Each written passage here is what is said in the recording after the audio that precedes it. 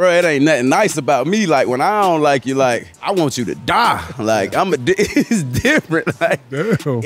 You can't diss me and it ain't gonna work like that. All right, so if Shaq Records offer you $20 million each. Oh, we doing it. You got a mic? Play the beat. I do right now. I'll make it right now about him and call him like, boy, hey, Shaq them said they got 20, but they gonna give me 15.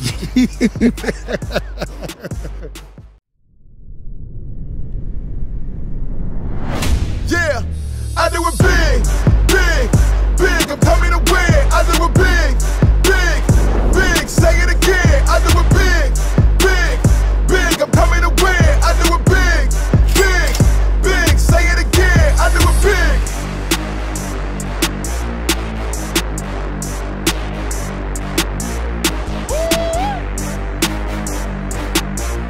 I do it big, big, big. Say it again. I do it big.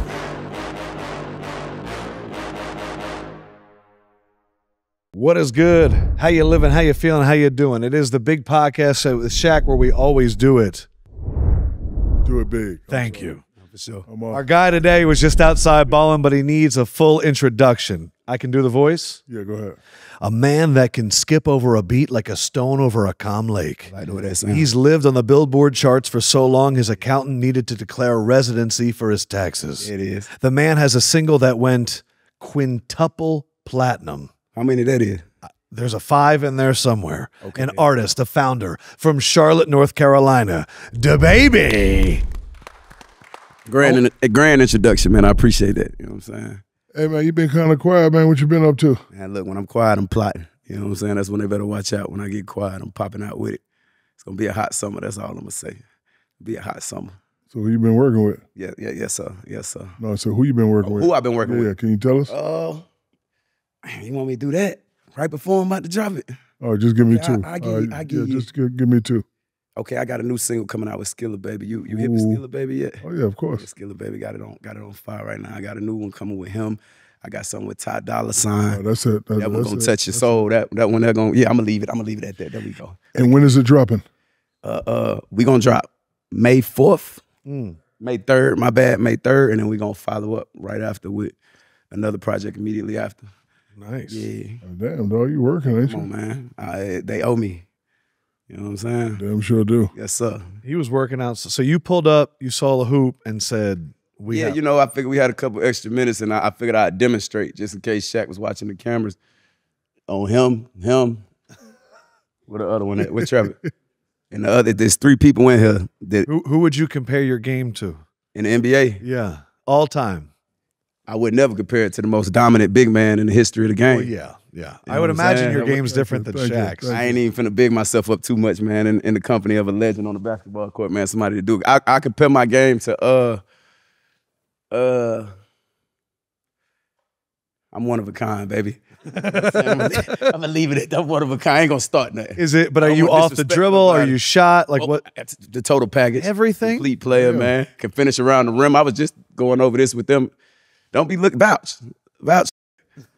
Go tell them how I'm rocking. Yeah, you know, I got the pull-up game. I got the, you know what I'm saying, I can go either way. Yeah, yeah. You know what I'm saying? I can dribble with both hands, you know what I'm saying? I can finish around the rim. Mid-range game is impeccable. Oh, wow. It's vouch. Sounds like you're like a Devin Booker Don't type. get quiet with it. Devin Booker. Yeah, like a Kawhi Devin Leonard, Booker okay. type. Devin Booker, I'm a little more rough around the edges. Okay. See what I'm saying? And my boy Book. I rock with Book. He's a but little like clean cut. Yeah. But I ain't gonna big myself up too much, man. For these people be trying to play me one-on-one when they see me embarrass me. Well, you play Gilly? Yeah, we played at my house in the backyard, man. Did you beat him? Gil, now look, where the camera at? Whichever one you want. He brought it up, Gil. You know what I'm saying? I definitely got away with the victory that day. Wow. I definitely left victorious that day. Yeah. He might tell you it was home court advantage, but you know, He'll I'm have ready plenty of reasons. Yeah, I'm ready anyway. All right, can you help me out? Because I've been saying your name this week, and everyone, sometimes my white guy voice gets too strong, and your name makes me sound really white. My first name, my real name. No, your rap name. DaBaby. Yeah, because I say DaBaby. And people are like, that's the whitest I've ever heard in my time. That's how that name sound. When we first how can I to it, I'm like, bro, I don't like it. Am I accenting the I'm wrong like, baby? thing? Like, what's that? Like, I'm like, damn, what's that? And I'll be damn about a year later. I was like, yeah, DaBaby's the coming hottest. by. And they're like, that sounds white as hell. Man, it do. It do. I know. So It sound white what I said. What's going on is DaBaby. Like I don't even say that, bro. I be like it's baby. Like it's baby. Yeah. I gotta put some twang to it, man. I gotta shorten it up. You know what I'm saying? I was getting clowned all week. Nah, They're it's like, all please good, don't man. say that. Here's DaBaby. Yeah. Okay. You got that voice though. You know what I'm Dude, saying? You got that voice. I have one of the best white guy voices in the The business. introduction was crazy. I might even highlight you for an intro or something on the album interlude. Brother, whenever you need. At that. America, you're about to have an eargasm.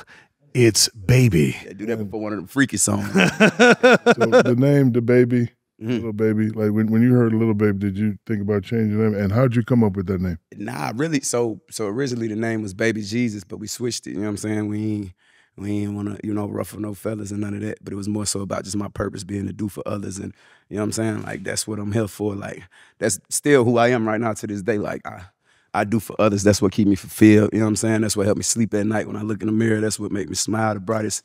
Doing for other people. You know what I'm saying? If it was just for me, I probably would have been sitting back cooling a long time ago. I wouldn't be, as successful as I was and continue to strive to be and still be the hardest person working in the rooms. You know what I'm saying? So it was more so about that. Just to give you context on the previous name. But coming into the industry, we know we knew. I knew some. I won't say I know all the ins and outs because later on, you know what I'm saying, I ran into some more, you know what I'm saying? But we knew enough to know that it probably was best to go ahead and switch that up, you know what I mean? And that's when we came up with DaBaby. And then like right after I switched it to DaBaby, like Lil Baby popped like probably months after, like 2-3 months after. But I ain't really tripped, it's enough room for everybody to get some money out here, you know what I mean? And he ain't never showed me a ounce of you know what I'm saying, like disdain or none of that. Like he 0% of a hater, you know what I'm saying? So, it was enough room for both of us to really take off right behind each other type, you know what I'm saying, and dominate in the game. Look, I don't like to put people's business tree, but he likes the same medicines you like. Okay, there it is. Yeah. Well, yeah. Yeah. I'm seeing something right here too. I see. Oh, that was that's Cam Newton was smoking a cigar. Oh, okay. Yeah. I like that medicine too. He was talking about black women. My wife is, yeah. That's gonna heal you up good. Speaking of black women, this video was on your IG recently. Let's take a look. Yes, ma'am, with your goatee. Yeah. Yeah. All right, y'all be careful and be safe. Always. All right, it's beautiful in here too. So, don't worry about it. Bye. Okay. He sexually assaulted me. Woman came up to him in his car, You ain't gonna never took a go- picture, reached over, grabbed this man. Just grabbed him. That wasn't a skit? Nah, hell no, Auntie did that. That was real? Yeah, he had the phone. thought and that went over was there a shaking skit. his head. Oh, damn. Yeah, man. It was like a party favor. She's like, and I'll take one of these to go. Have you ever had a fan Absolutely. just All the time. all the time? Yeah, all the time. Just reach and grab your Yeah, all the time. what? That happened a lot, bro. That happened. That ain't, that definitely wasn't nothing new. So when I saw the way people reacted to, like responded to it, that's why I had to go lighten it up. I'm like, nah, I ain't want to see her get Yeah, no. I'm like, don't call the feds on her. Yeah. Like, they act like the feds about to pick the case up. I thought that was a skit. Nah, man. Damn. Man, you would think a lot. I mean, people done thought a lot of real life things that happened with me with skits. Like, that's just how these situations. What was the unfold, most bro. egregious one you've ever had? Or the one that Right there shocked on you the court most? Side, probably. Oh, on my birthday, when I was playing with the Orlando Magic, I get a knock on the door.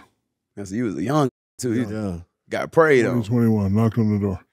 And I opened the door, and this lady had on a trench coat. She's like, I'm your birthday present. She just dropped the coat and was butt-ass naked. At your house. No, hotel. Oh. Dude. Oh, I slammed the door. He's okay. Yeah, I was like, there's one, if you're going to send something, let me know you're going to send it. I ain't getting the call that I was getting something sent up. Just showed up. Wow. In a trench coat at The that. trench coat. It was fine, though. I opened the door. She's like, happy birthday, Diesel. And I was like, I'm like, what is this? She said, oh, is this your birthday present? I was like, nah, I'm good. I'm good. Did you look through the people after you closed the No, door? I just opened it because I actually thought it was room service. Because after shoot around, I get my 2 club sandwiches, and it was a hard police. Do. Like, yeah, I'm hungry. And I was like, hello, happy birthday. Man. But I was like, nah, I'm good. Because I thought it was a setup. Exactly. You did a great decision. Yeah, I King. thought it was a setup. What is that like to reach a point where something like that regular be like, man, you'd be lucky to get that. You go, something's wrong. this is a setup. Like you get to that point where like people are trying to bring me down with this. Getting to that point ain't as fun as you think, man, because it's like you can't really trust nothing. I've always you first when you came out, but I really started with you. There was an incident you were shooting a video. Yeah. And the dudes tried to shake you down. Oh, the one in Atlanta. Yeah. Yeah, it wasn't too far from here. My favorite line was like, I ain't no little Pee-wee. I ain't no Pee-wee, dog. You know what I'm saying? Don't let it fool you. You know what I'm saying? I ain't no Did you see that? No. So there's this thing that, I don't know if it's real or not, but when you come to somebody's hood, you're supposed to check in. I don't know what that means, but. That's why I call you when I come to Atlanta. He was shooting a video, and I guess some guy said he didn't check in, and he was by. Well, and they were being serious. He had where was my permission slip? Yeah, permission slip. Wow. And I saw that. People need to call you when they go to Charlotte? Nah, don't call me. Okay. Don't call me, call your driver, call y'all can. Yeah, see what I'm saying? But you don't need no permission for me to be here. I'm out your business, man. Do you. You know what I'm saying? And you used to have to do that. To who? Yeah, okay. You used to have to check in. Yeah, okay. Okay. Please, sir, it's me, Shaq. Please. I think y'all forget that I'm police. So I think it's actually. You heard him, police. I feel bad sometimes for athletes and artists because you always get compared to the generations before you, but it's all you, right? Mm. When you go on those flows, like I mentioned skipping, when you have that staccato, what age when you were, whether it was like freestyling for your friends, when did you go, oh, that resonates with me. I really enjoy that. I really ain't even start rapping until I was a grown man. So it wasn't like I wasn't like a kid that was in high school, like in the ciphers at lunchtime. I ain't do none of that. Really? Yeah, as an adult, like I was like 21, like the type of car I drove, I already had like I was wearing a bunch of gold chains. I remember one summer, this is probably the summer right before I started rapping, like I didn't even wash clothes for like 6 months. I would go to the mall every morning with like some shorts on, tank top, flip-flops, and I'd go in DTLR, buy a brand new outfit, put it on, and then that's what I'm in for the day. I did it for like 6 months straight. So by the time I looked up, I had like 8, 9 construction, big black trash bags, just full of clothes. I had to take them to the cleaners. But people would already ask me, like, I'd be in the store buying cigars or something, you know what I'm saying? They'd see me around the store, "What, you rap or something?" And I would like get offended by it. Like, I ain't no rapper. I ain't rapper. You know what I'm saying? But as I'm riding around all day long doing whatever I'm doing at the time, you get what I'm saying? The music that I'm listening to, it sound like a soundtrack to my life, to my real life. And then I know at some point I told myself, like, I could talk slicker than all these that I'm listening to. Like, I could, you know what I'm saying? Like, I could put the words together. I'm actually doing it. Yeah, I always had a way with words, you know what I'm saying? So I jumped out there. I went to my guy that I was subleasing his condo uptown in Charlotte. I was 21 years old. I was either 21 or 22. It was probably right when I turned 22, one of the two. Might have been 22. And I told him, I'm like, he had owned businesses in the city, owned companies or whatever. He was real connected in the city. And I'm like, take me to somebody that can make me a beat and that can record me. I want all my beats to be original. I want to start rapping. I want to make a mixtape, but I want all the original beats. I'm going to pay him whatever he want, but I want to own the songs. I want it to be mine. And he took me to this guy, made beats in front of me, overcharged me. Like, you know what I'm saying? Yeah. But, you got to pay to play. You know what I'm saying? And from there, I just hit the ground running, ain't stopped. First time you go in the booth, because you said you'd never really done it. Were you writing? Was it freestyling? Like what? I never wrote a song.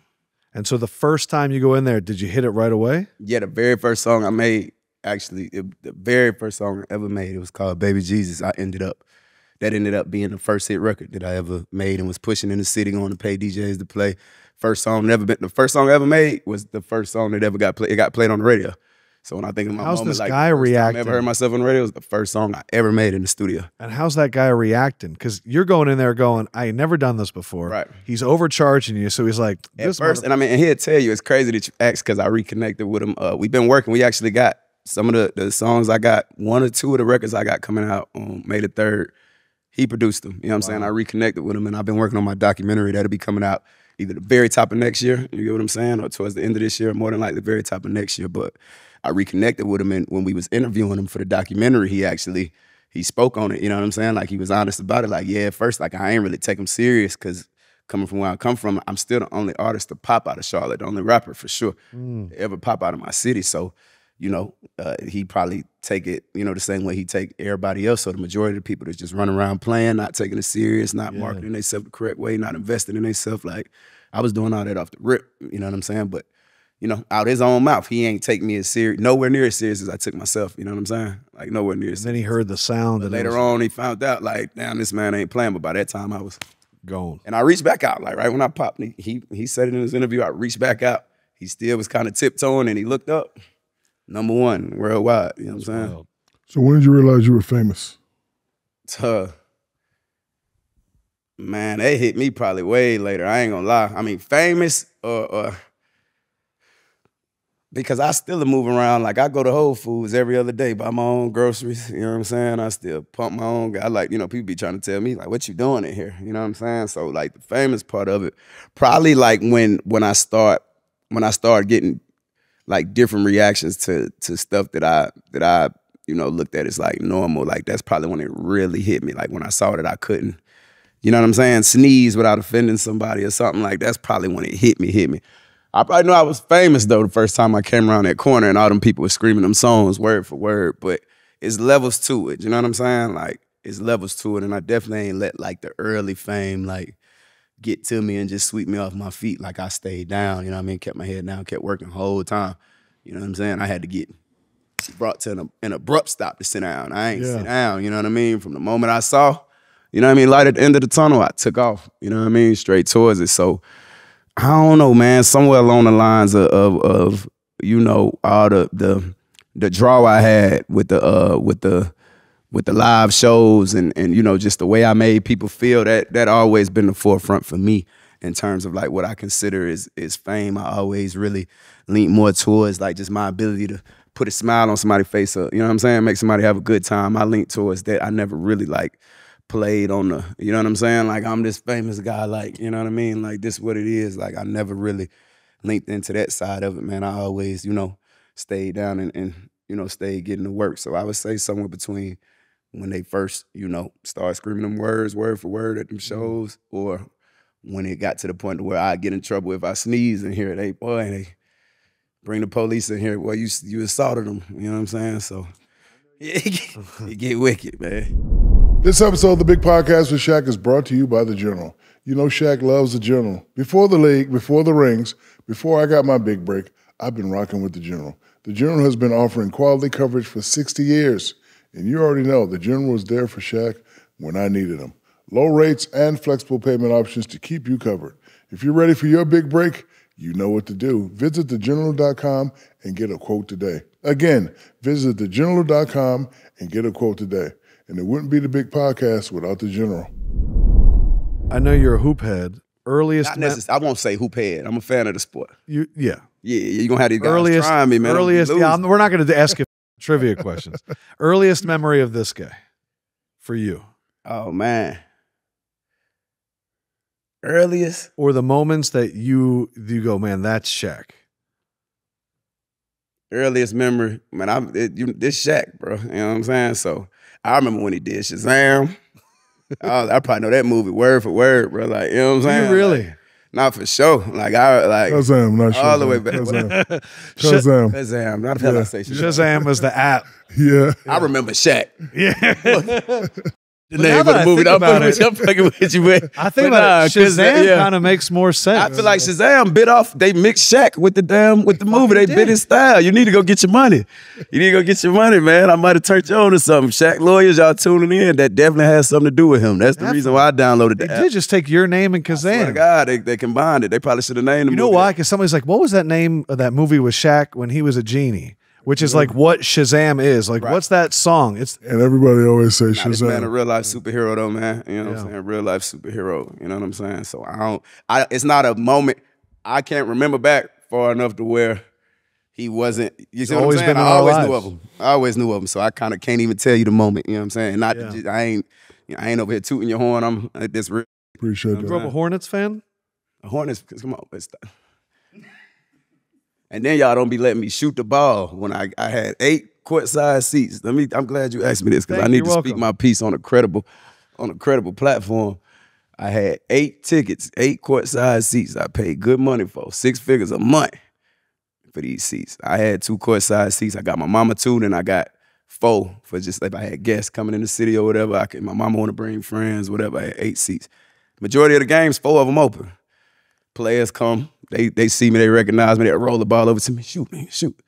I get the ball, I try to come out there, they try to come tackle me, bro. Oh, yeah. Hell yeah, you gonna have to go. You shoot that, you gotta leave. I'm like, damn, they gave it to me. So that's how I say, I can't shoot, bro. I give it back. Sipping my little drink, I'm sitting back there, throw it again. Man, nobody worry about them, shoot the ball. I shoot, they come over there, hey, you gonna have to leave.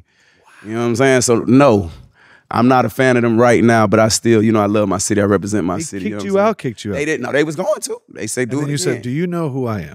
Nah, I don't be. I told you I don't even be. I don't care yet. Like somebody else said, do you know who that is? Right. Yeah. The players was telling them. You know what I'm saying? Like this LeBron and them throwing me the ball, bro. You gotta watch out. Yeah. I go to a game here in Atlanta. They're gonna treat me like the president. They really are. They're gonna treat me like the president. You know Atlanta has figured out how to honor courtside visitors. Oh, no, they always been like that. But it's just watching everybody right now, like young DC, like everybody. They understand the market and they also understand the culture. Yes. Yeah, for sure. And that's important, you know what I'm saying? Young Gotta folks have having the a team blast. turned up to the max. Like they got to understand it. And at the time, you got to understand, I'm the biggest artist in the world. Yeah. Literally, like numbers-wise. This is not opinionated. From Charlotte. Facts. The top streaming artist in the world. You know what I'm saying? Every week it was like, and From now, there. the new top one song. Charlotte Hornet marketing department.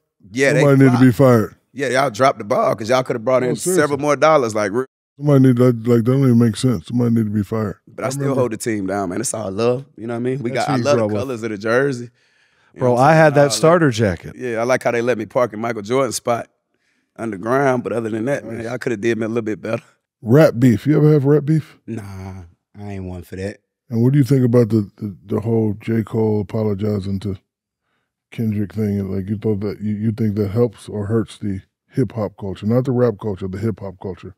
I think at the end of the day, like really taking in like what I heard from it, from the snippets of it that I heard, because I don't know if I heard like the message that he put out on stage in its entirety, but whatever I did see, like, coming from a person, right, who's also an artist, but a person first. You get what I'm saying? Because he's a person first. If it affects your spirit, you know what I'm saying? And if it don't, if it don't sit well with your spirit, because that's what's most important. You get what I'm saying? So if it ain't sitting well with him, then I feel like, it take a certain type of man, a respectable man, you get what I'm saying, to leave it where it's at right there in the beginning and not be swayed by, people on the outside who, the second something go left, they're gonna jump ship on you anyway. So, if it ain't sit right with you, you know what I'm saying, disrespecting that man or dissing that man, then yeah, go on, leave it alone now before it get too deep, you know what I'm saying, and it get to a place where you can't take it back. You think it'll ever get back to just competition? Where, like, for example, Shaq versus DaBaby, you say something, ooh, I say something, without me going to Charlotte, getting touched up, or you coming here and having, like, you think it'll ever be back to trying to get into it with you, bro. No, I ain't trying to get into it. No, I'm just saying, why don't you want to fight? I think that's what it was with them two. I don't think that would have, nowhere in my mind do I feel like Kendrick and J. Cole would have got into some gangster. I don't think so. That's what I'm saying, but as a fan, though, them two going at it, because ain't nothing silly gonna happen. It would have been beautiful to listen to. No, for sure. Now, music-wise, like, don't get me wrong, like, I was all for it. You get what I'm saying? It really fired me up. It had me sitting back like, boy, I want one of these. Try me, boy, so I can demonstrate. Yeah. You know what I'm saying? I want to rap. I'm like, okay, we rapping now, bet. You know what I'm saying? Like, and a lot of my moments where I come with some of the craziest songs, like just energy-wise or just, just rapping with a certain tenacity, it'd be like, it's somebody that made me mad somewhere. You get what I'm saying? It'd been a while since somebody made me mad. So that's probably, my music, now we happy, so we vibing. The emotion coming, you're like, I need to get to the studio. Yeah, you got to get it out. You know what I'm saying? A lot of us, that's our outlet. You know what I'm saying? And me, like, it's a person who, especially people who come from like a certain place or, you know what I'm saying? Or who go through certain, even, where you done grown or work to get to, we still go through, I didn't went through the worst of my experiences at my most successful points in life. You get what I'm saying? So, that music for people like me, and I speak for myself, like, it's therapeutic, you know what I'm saying, more than anything. Like, that's the outlet, you know what I'm saying? That's why like, a lot of songs, when I make, like, pain music and like that, like, even Rockstar, like, that's a song with #1. That's a song I didn't even really care to, the fact that everybody in the world knew it, that's the reason why I started performing it. Like, because I made it during COVID, but by the time COVID got off, like, I don't want to talk about how I felt when I was feeling, you know what I'm saying? When I was that's feeling not down you a year ago, hell no, I don't want to do it because I got to relive it every time. Or like when my brother committed suicide, I made an entire EP dedicated to him. and we'll be certain places, we'll be out and about, and people feel that, right? That music really touch people, it really get people through. We'll be out and about at a certain event somewhere, people will play a song from it, and somebody from, you know what I'm saying, from around me, they'll come up to them, turn it off. Like, put on something different. Like, we don't want to be brought back into that space. You get what I'm saying? It's a real thing 100%. For us. So, you know, at the end of the day, like as an artist, you know what I'm saying? Like, this is the music. That's like you go in the studio, that beat, that's a blank canvas, and us using our voice, that's like a paintbrush, you know what I'm saying? And we paint these pictures, and you know, we don't necessarily want to sit there and stare at them 24/7, you know what I'm saying? We create the art, it does what it does for us, we move on, we create more at the end of the day. So I don't know, man. For me, that's what it is. Speaking from personal experience, for me, it's therapeutic, man, more than anything. So the type of music I was hearing, and you know, and where I feel like it could have went, because when you disrespect something that somebody didn't put this much work into, it come with real, you know, it's real, they come with that. And it's a lot of people, families, there's a lot of families get fed by what they do.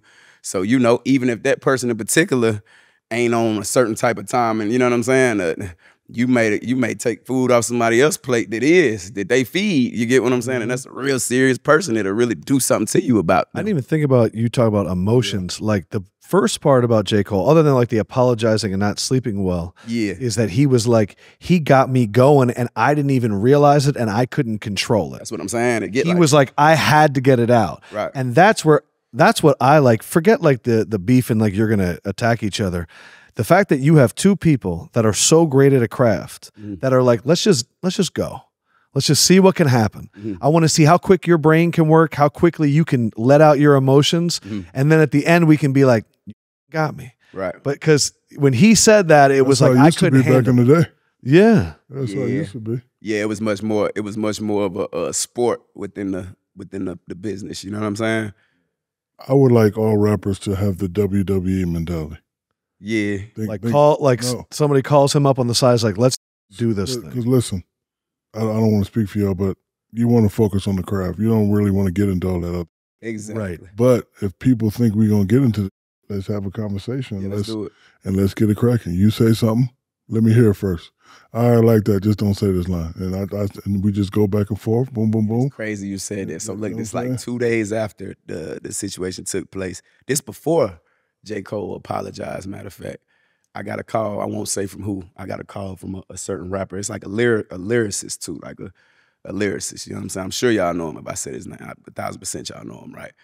And I got a text from him. He shot me a text. He like, yo, hit me, you gonna like this. He like, hit me, you gonna like this. I called him, I'm like, what up? He like, what's up with it? How you feeling? I'm good, what's up with it? He like, you wanna go up? How you feeling? You wanna go up? I'm like, what's up? Talk to me. He say, man, all the back and forth between J. Cole and Kendrick got me fired up.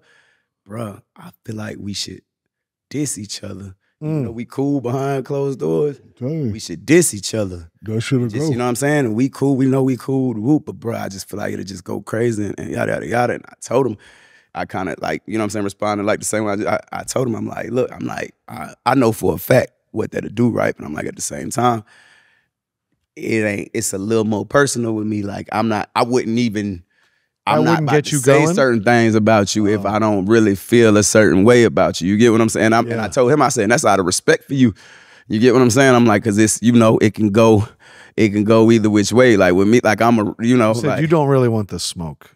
It wasn't even that what I was telling him, even though I feel like nobody want that. And see, this beat made this me. I'm playing. But nah, like it ain't, and it definitely wasn't like on no rap thing. It's just that like, to me, like dissing somebody is like, and that's why like immediately when you like you get into the rap, I'm like, nah, not me, because like I can't see you a person like finding every which way to you get what I'm saying, the belittle me, make me feel some type of way, offend me, and then we still coexist on a respectable level. Yeah, you gotta disrespect me. Yeah. You got to, and I gotta disrespect you, and I'm not gonna disrespect nobody that I got respect for. Like, you get what I'm saying? Because of what come with it on my end, from my world, from the cloth I'm cut from. You get what I'm saying? I told him, I'm just like, nah.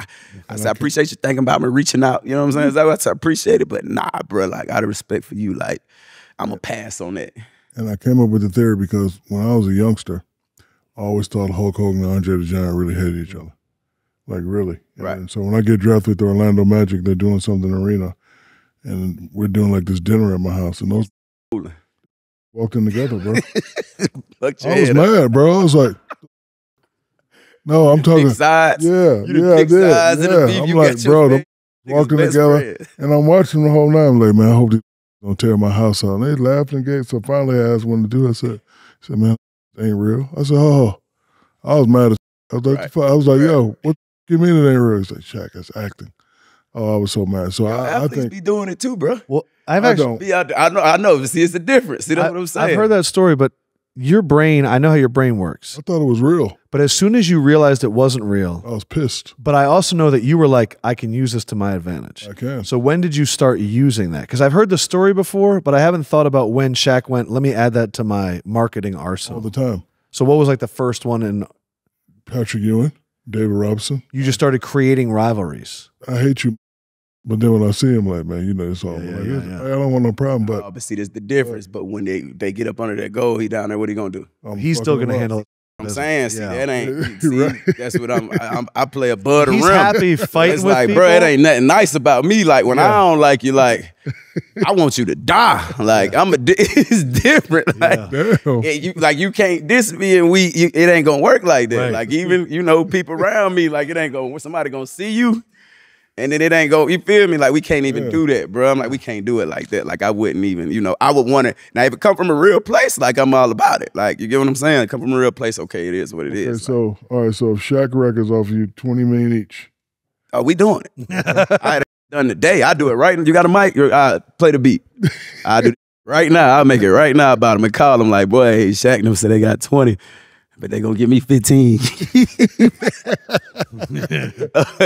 But nah, I told him like with me, man, it had to come from a real place. Now about that bag, oh yeah, it's WWE. you don't know this, but I'm definitely a fan of his music, where he comes from and all that. When cancel culture attacked him, I was the first one to Reached hit him out. up. He was Really? the first person. First one to hit him up. Literally, the first person reached out to told me in him- the DM. And I told him this too shall pass. Mm. So It'll pass. Like, I also told him when you get to here, that's when the people who don't have G14 classification, but they have a voice because it's social media, absolutely. think they can say what they want. So I told him, I said, bro, relax. Don't respond. This too shall pass. So how have you been since then? Man, I've been good, man. I've been holding it down. It took me a minute for that to really like resonate with me, like through and through. You get what I'm saying? Because at the end of the day, like I'm a person that's gonna fight for what he believe in. You know what I'm saying? So in any situation, like, if I feel like I'm being taken out of context or my character is being attacked or being, you know what I'm saying, described as something that is not, like I stand on the principles that I stand on, you know what I mean? I'm also a person that takes my licks. Now if I do something, you get what I'm saying? If that's what I did, if that's what it is, I have no problem telling you that, you know what I'm saying? So it was that's what I struggled with early on, you know what I'm saying? But since then, I done definitely, I didn't sat down, sat back, and allow myself to learn, okay, look, this how this go when you at this level in this business, you know what I'm saying? And that go back to your question on when did I, you know what I'm saying, realize like I was famous, not necessarily famous, but how famous I was, or you get what I'm saying? The fact that I'm a international household name, Right. certain things I can't say publicly, like it can travel a different way, it can be received a different way, you know what I mean? And I done definitely had enough time to really let that resonate with me and grow and mature even more than before, and I'm just back, so much more wise and hungry all over again. That's the beauty of it. I love it. Like I'm hungry all over again, but now I got an unlimited amount of resources. You get what I'm saying? I'm not trying to figure out where my next meal coming from or go get, this person a house or this person a house. Go get myself a house, get a house, make sure my kids got something if it all go left today. I done already did that, so it's like the playing field is even, it's lopsided. A lot of people think like, I'm in a position where like, okay, I gotta come back. Like, nah, bro, I'm blessed. You know what I'm saying? Like, from what I come from, it's amazing, bro. Yeah. You know what I'm saying? It's a miracle. So that's where I'm at right now. I'm coming from a place of gratitude and just hungrier than ever. You know what I'm saying? My thing with cancel culture is, where's the rule book? Yeah, I need to see it. Because no offense to you, our language is different than our language, Yeah, definitely. right? For sure. So a lot of times when you say, like I used to say a lot of those words that you supposedly can't say now, and they were not deemed as derogatory then. But now if you say certain words, it like the cancel culture comes in. That's why I reach out to him. I'm like, bro, this Like you already here. Mm. Jealousy kicking in now. They want to bring you down here, but knowing him and knowing his character, I know he's going to get back up to there. So I'm definitely happy for you. I appreciate that. Appreciate you reaching out Glad to you me. came. Oh yeah, I'm glad you came. Appreciate it. You know, Shaq, when a clip of you goes on the internet, we get a nice little group chat together, and one was spreading of Matt Barnes telling that story. What story? Take a look. Shaq was the funniest dude ever. He used to this dude named Lou Amundsen. I don't know if people know, but Yeah, I remember Lou. they had a back and forth thing. And one time, bro, Shaq put Lou's mouthpiece in his tights and put it up underneath his nuts. Whoa. Oh, we got to throw hands. I'm sorry, big fella. Wait, he didn't know and put it in his arm. Come on, bro. If I'm lying, I'm flying. Everyone knew but Lou. So Shaq goes through a whole shoot around with Lou's mouthpiece under his nutsack. Nah. Bro, put it back in his locker. And then before the game, like coach would be talking and Lou's always someone that's going to kind of get up, put his mouthpiece in and jump around, stretch because he's an energy dude. Bro, he put that out. Everyone died. Laid out on the ground. But what can you, I feel what you say, PG, throw hands. I feel it, but that's Shaq, bro. No, I feel you. It might be a It's polite. gonna be ugly. It might be a polite, like, listen, Shaq, man. You got to put his tires on the flat or something. Not Lou Admonson, bro. Under for an entire. Okay, do you remember it? Yes. You do. Hold on. What year is this? It's 24. I played with the Phoenix 8. Are we past the statute of limitations? Yes, we are. Okay, so we're good. We're good. Glad we're cleared now.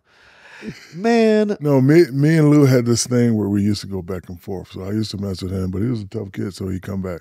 So one time I had this pretty van that I just brought, and everybody was looking at me crazy. So as soon as I opened the door, it was filled with peanuts. He did that to you. The whole van was filled with peanuts, and I had to clean out. Everybody was laughing. I was like, oh, y'all want to laugh at me? Okay, watch this. So one day I got to shoot around early, and I saw his mouthpiece, and I told everybody, don't nobody say nothing. So I was trying to put it in my thing, and it got lost down in that area, and I couldn't find it. I was like, I don't know where it's at.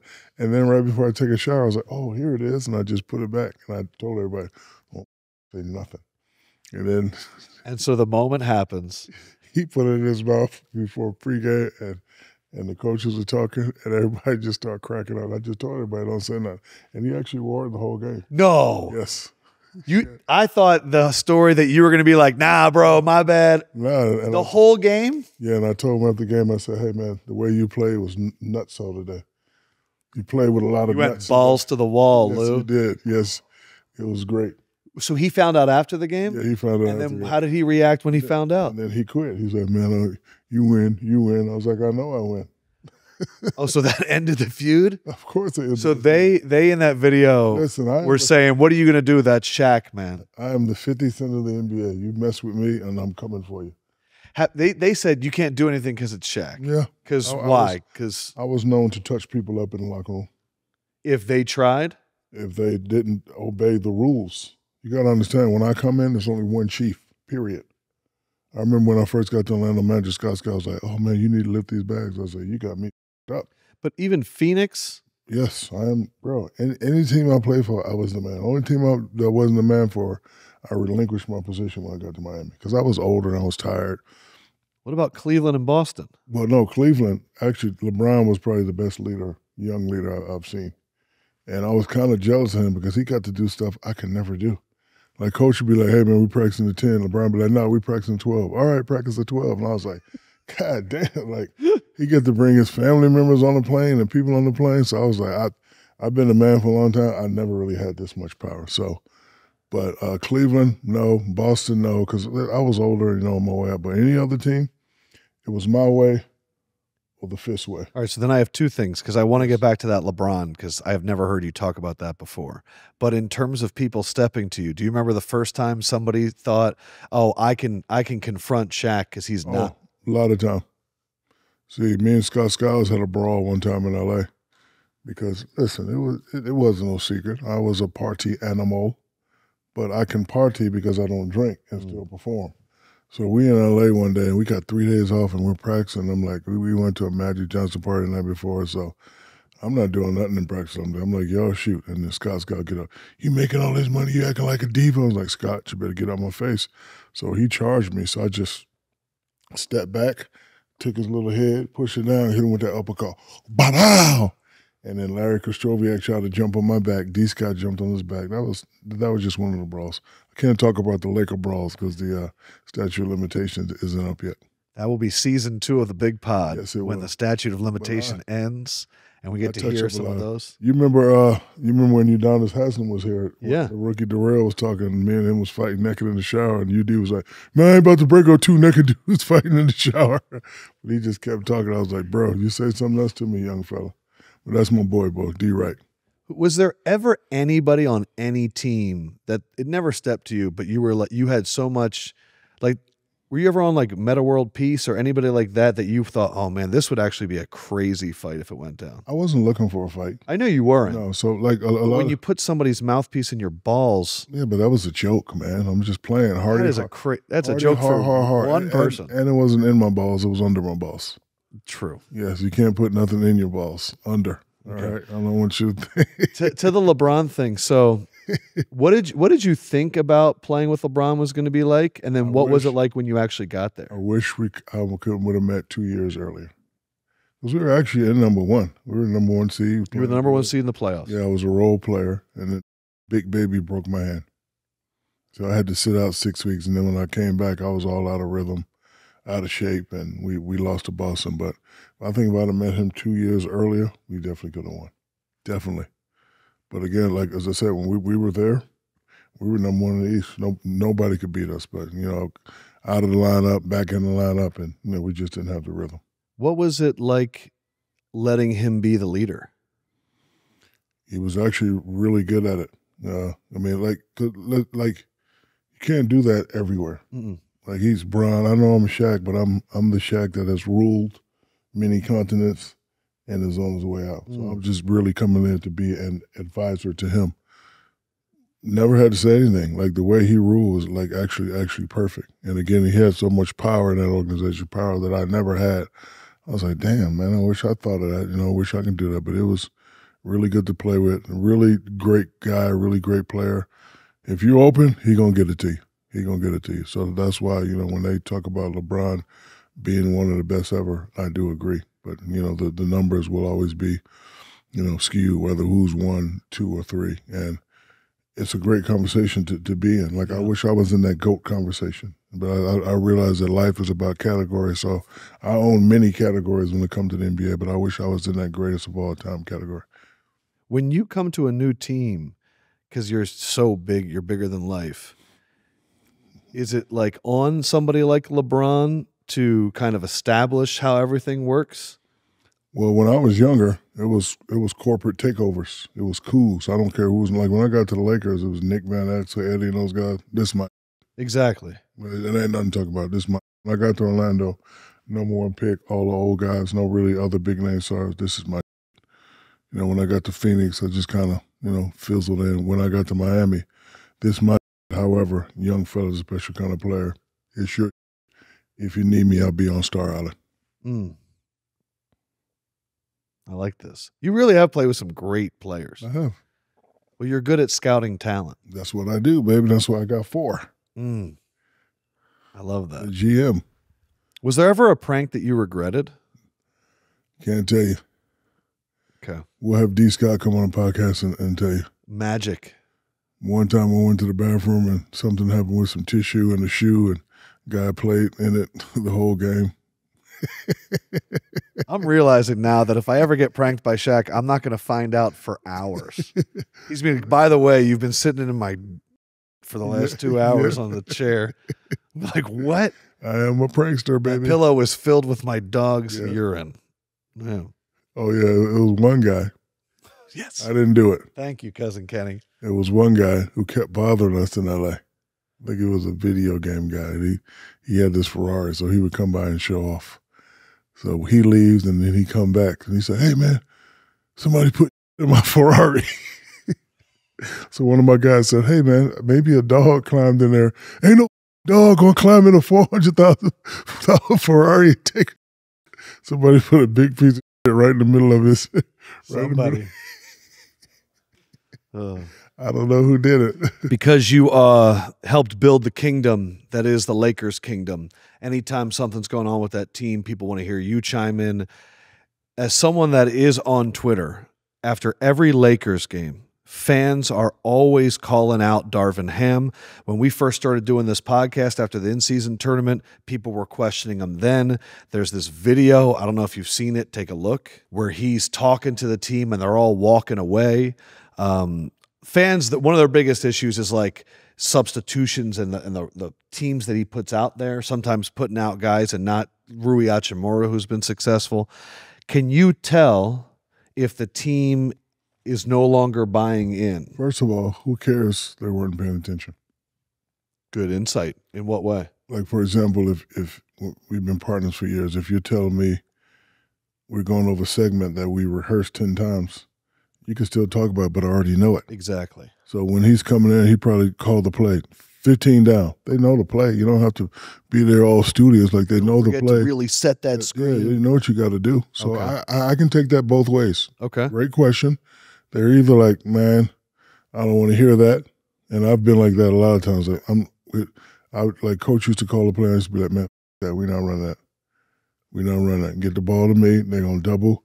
I'm going to look for Kobe first. Hopefully he swings it, and whoever got the shot, take the shot. We're not running that play. So, like, you have to do that sometime. And then, you know, other times he already said the play. We know the play. Now you got to get your thoughts together. Like, damn, I went baseline. Right. It didn't work. Maybe if I go back. Like, you got to get your thoughts together. Like, every team does that. Like, you know. So then what are, in your mind, like, what are the signs you're looking for to see if a team is no longer buying in? Is it certain types of quotes in a press conference? Like, what could we look for to actually know and not overread something? Well, I'm always looking at the coach. You know, my favorite statement is, if the general doesn't panic, then the troops won't panic. If your team goes on a run, if the other team goes on a run and you call a timeout, that's telling me you're soft. You don't have confidence in your team. Phil Jackson used to always look at us like, I'm not calling timeout. Figure it out. So that's the first thing I'm looking for. Second thing I'm looking for is, you know, when it's an out-of-bounds situation where a bucket is needed, I'm looking at the play call. Like, okay, did he call the right play? Did they execute the play? That will tell me if the players really have respect for what he's calling and if they really want to, you know, win or not. So I look at a lot of things, but like that little clip, like you can find yeah, you can find that clip on any team. And then, you know, the teams that's really, really studious and paying attention, they're not the top teams anyway, because the top teams that have top players, we are going to do what the hell we want to do anyway, despite what the coach. I was going to say, there are times this year where I'll watch the Celtics and they're all kind of in their own world, and sometimes it might be Drew Holiday talking to them. Like, you'll see the players sometimes take that over too. You're right, because these are grown men. We're not in college. You know, this isn't a classroom anymore. And then you practice and then shoot around. So, and then this is going into the playoffs. The muscle memory is there. When you call a play, I already know what I got to do. I don't have to sit there the whole 60-second time when I watch you draw the play. I know the play. Now I got to get into my own thoughts. Okay, if I try to set this screen on Joker, he may run through it. He got 5 fouls. Maybe if I set the screen, get there early, and he hit me, he can foul out. Like you have to, you know, think about different things. You just can't be sitting there and going. But the follow-up Lakers question is, do you think Darvin Ham will be there more long-term, or do you think it might be coming to an end? What's your vibe? I don't like talking about coaches. I know. I don't have any idea. However, if the Lakers lose, changes will be made. I know that for a fact. That's just the way the Lakers operate. They don't accept that stuff. That's just the way they operate. You know, this storied franchise, historical franchise, and we're used to winning. We're all about winning, and you know, ever since that bubble championship, it's been kind of up and down. So changes will definitely be made. Yeah.